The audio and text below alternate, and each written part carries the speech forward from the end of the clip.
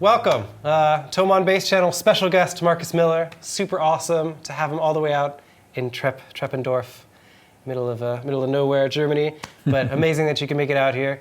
We're going to be talking about these amazing Sire basses, Marcus Miller's signature brand, what makes them special, the kind of process in creating them, and what gives them the sound. So maybe you can play a little bit, give us an example of the dynamic and all the things that this instrument can do.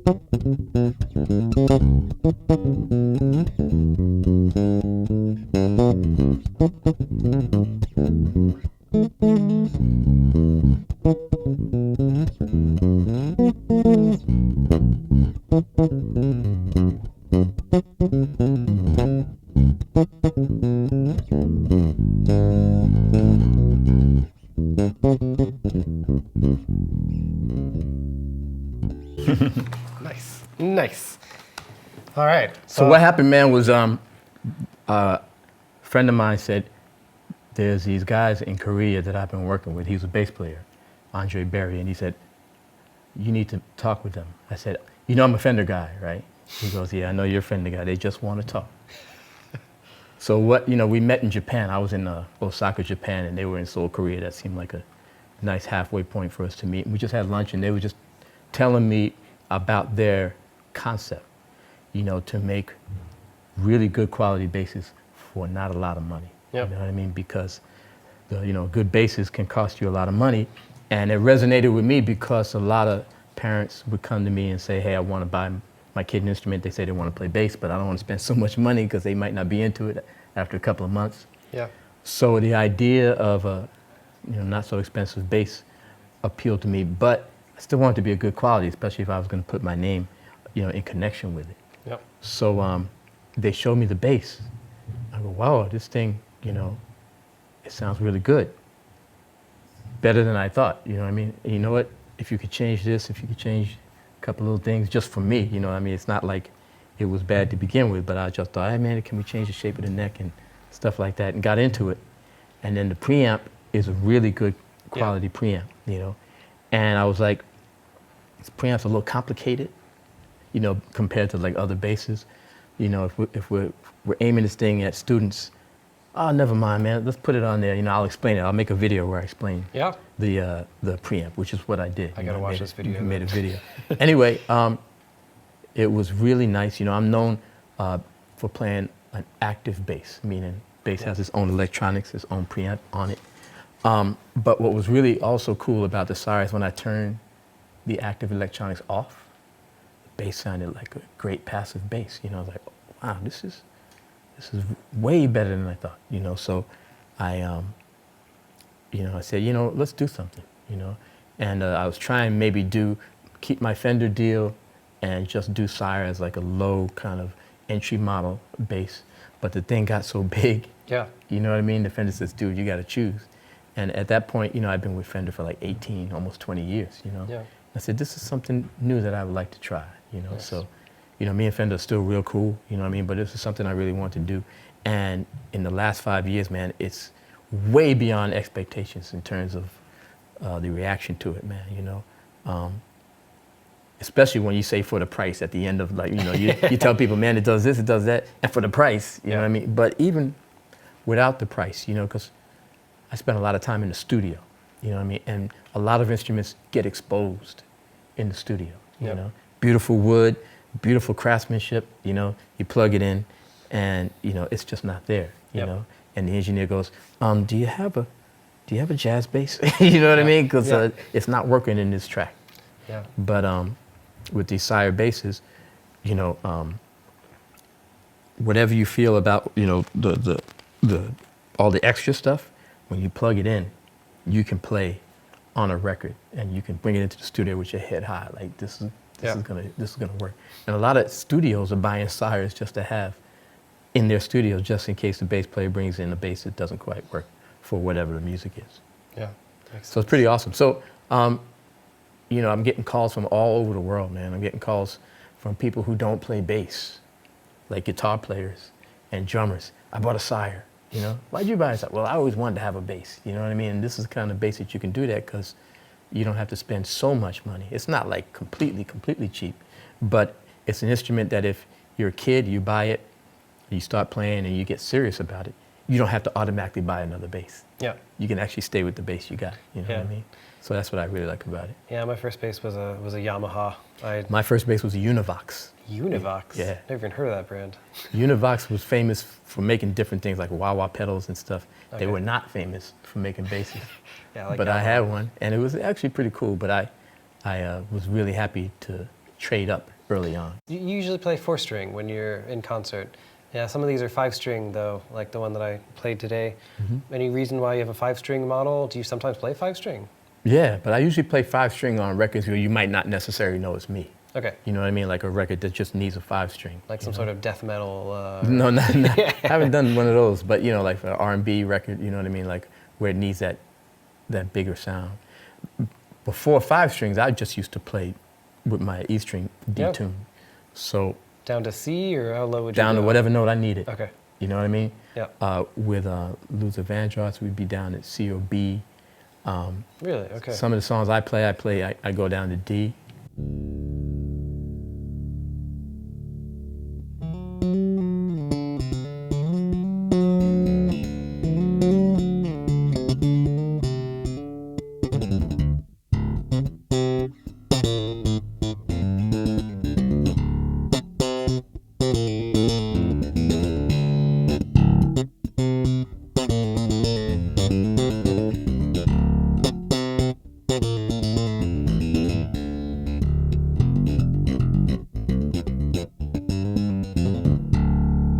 Ooh, this thing rings. All right. I'm never getting a 5-string again. That's what we did before they had 5-strings. Yeah. And then Anthony Jackson started like, you know what he did? First he started bringing basses to the session, the whole bass detune. So it was like D, G, C, F. And then he had another one, I think that might have even been C, F, B flat, E flat, like Yeah. Like, tuned in okay. fourths, but down, right? Yeah. That was, I think, his first move. At least I was never on a session with him, but I would come in, like my session would be right after his or right before his. And I go, Yeah. what are you doing, man? You know? And then he got a guy to make him a bass with 5 strings, you know? It was crazy because we're in New York and our bread and butter in the mornings was playing music for TV commercials, TV and radio commercials. Those were the days. So that was like, we did that all morning and then we went on to our regular record dates. Yeah. And Anthony was bringing these low basses to the jingles and the producer was complaining, the TV speakers are this big, no one can hear the bass. You know, but he was one of those guys, man, who was an innovator and he just stayed on it, you know what I mean? Stayed on it, kept developing it. And then he played on this Shaka Khan record, man. I think the record was called Naughty. Anyway, the song was called Clouds. And man, the first line was, and people just lost their minds. Next thing you know, the guy in the Gap band, he had, you know, low notes in his stuff, and then he played on a Luther record and played a low note. I had to go play for Miles, and Anthony did the session, and he went.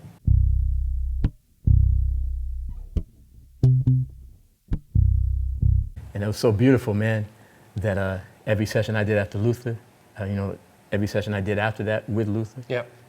I was tuning down to different notes, Yeah. you know what I mean? Yeah.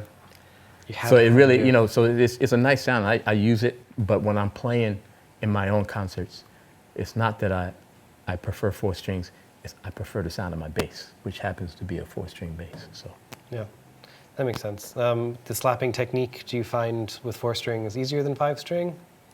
not really. The only thing you have to do is pay a little bit more attention to muting to Okay. get some of the other strings like that B string not to ring, because I use a lot of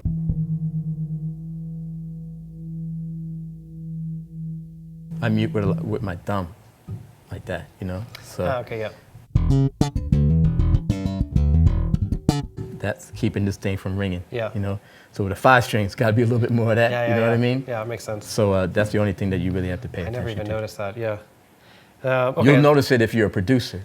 The guy slapping with a 5-string and you solo the bass and you just hear ringing through everything. You know, you know what I mean? Yeah, I learned that. Right. You're like, okay, I don't need that E in there right there. I read some article that was like, why bass players are great producers, and it was all about you. I was like, oh shit, well I play bass, I should get into this producing thing. We listen to the whole sound. You Yeah. know, our job is to support. Yeah. So drummers too, you know what I mean? They make good listeners, good producers, you know. Yep. So I won't talk about the other instruments. Yeah. I used to play trumpet, I feel you. Okay, so I want to talk more about this process where this bass evolved. So I understood it was an iterative process. They gave you a first version and you're like, some things are good, work on this, and it kept going back and forth. Yeah. Could you talk a little bit about, you guys like... The sound was there. Sound was beginning? never an issue. Okay. Sound was never an issue. I think that I might have made a suggestion about the frequency that the preamp grabs on the low end, the bass frequency, you know.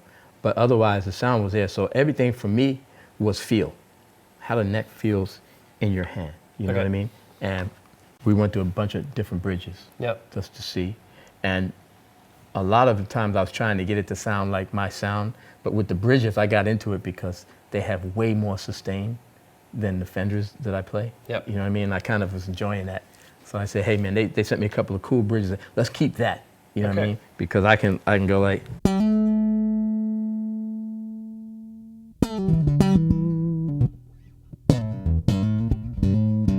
It has a really nice sustain, you know. So I really like that about this. You changed your strings just before you started. Which strings are you playing on now? Dunlops. Dunlops, okay. And they're like my model of my line of Dunlop strings. Okay. And very good. And you're never supposed to, I think I even said that on the mic today, you're never supposed to change your strings right before a show, because the strings start slipping, man, and you spend the whole concert doing like this.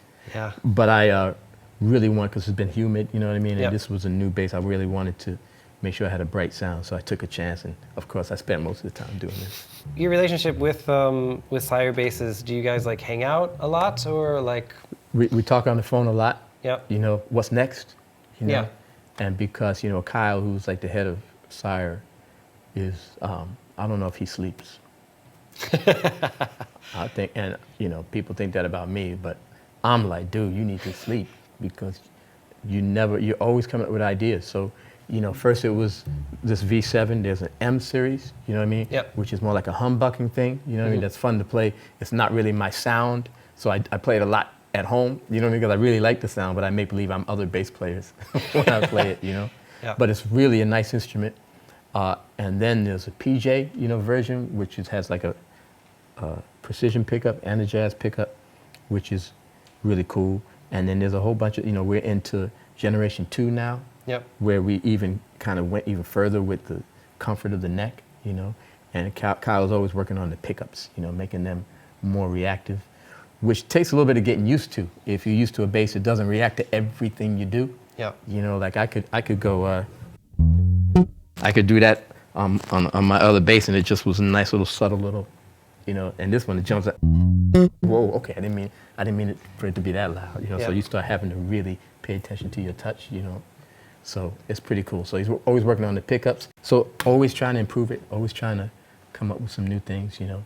Yeah. Maybe like a even less expensive model, you know, like one that in the U.S. would go for like $200. You know? Yeah, that'd be good. Because some kids were like, man, it costs $400. That's not cheap. I said, you haven't bought a bass recently, have you? Yeah. You know what I mean? Yeah. But, you know, we say, hey, let's present a model like that, you know, and maybe an upscale model also, like the V10, you know. V10. Which is going to be very cool. So So things are moving. That's the future. You got any like previews of new bass models coming out, or The V10's coming out soon, And what's it's pretty awesome. what's the main difference for the V10? The neck is roasted. Roasted. Yeah, like chicken.